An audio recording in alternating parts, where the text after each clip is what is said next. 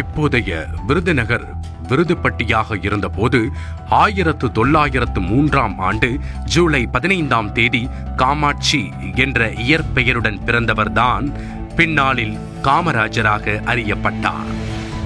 பள்ளி படிப்பை பாதியிலே நிறுத்திவிட்டு மரக்கடை வைத்தும் துணிக்கடை வைத்தும் வியாபாரம் செய்து வந்தார். இளமையிலேயே சுதந்திர போராட்டத்தில் ஈடுபட்ட அவர் சத்தியமூர்த்தியின் வழிகாட்டுதலின்படி காங்கிரஸ் இயக்கத்தில் முழு நேர தொண்டனாக தன்னை ஈடுபடுத்திக் கொண்டார்.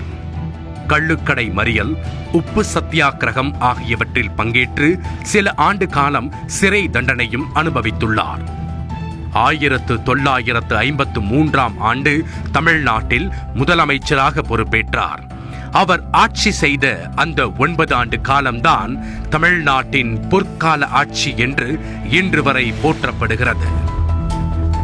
பதவிக்கே உரிய எந்த ஒரு பகட்டையும் காமராஜர் விரும்பவில்லை. அரசாங்க பணத்தை வீணாக செலவு செய்யக்கூடாது என்று கூறிய காமராஜர் இறுதி வரை ஆடம்பரமில்லாத முதலமைச்சராகவே வலம் வந்தார். கிராமங்கள் தோறும் பள்ளிக்கூடம், இலவச கல்வி, இலவச சீருடைகள், மதிய உணவு என்று இன்று நாம் அனுபவிப்பது அத்தனைக்கும் வித்திட்டவர் அவரே. பெரம்பூர் ரயில் பெட்டி தொழிற்சாலை, ஆவடி கனரக வாகன தொழிற்சாலை உள்ளிட்ட பல்வேறு ஆலைகளுக்கு அடிக்கல் நாட்டியதும் இவரே. பள்ளிக்கூடம் இல்லாத கிராமம் இருக்கக்கூடாது, மின்சாரம் இல்லாத கிராமம் இருக்கக்கூடாது. இது என்னுடைய குறிக்கோள். இதை நிறைவேற்ற வேண்டியது உங்கள் கடமை. நீங்கள் அதற்காக என்ன எதிர்பார்த்தாலும் நான் செய்து கொடுப்பேன் என்று சொன்னார். அதை அவர்கள் நிறைவேற்றினார். வள்ளுவர் வாக்குக்கு அவர்தான் சரியான உதாரணம்.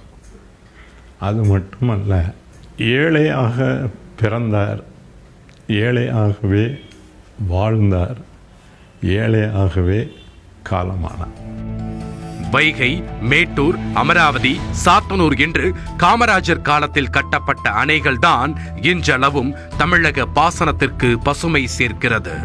அவர் பிறந்த ஊரிலே கல் என்று தூக்கி வீசிவிட்டார்கள். குமரி மாவட்டத்து மக்கள் இது கல் அல்ல, கடவுள் என்று ஏற்றுக்கொண்டார்கள் என்று பாலதண்டாயுதம் சொன்னதை நான் இன்றும் நினைத்து கொண்டிருக்கிறேன். அவர் கல்வி கடவுள், இந்த நாட்டு மக்களுக்கு நல்லது செய்த கடவுள். 9 ஆண்டுகள் தமிழ்நாட்டின் முதலமைச்சராக இருந்த காமராஜர் 1975 அக்டோபர் 2 இந்த மண்ணை விட்டு மறைந்த போது அவரது பெயரில் சொத்துக்களோ பணமோ எதுவும் இல்லை. அவர்தான் காமராஜர்.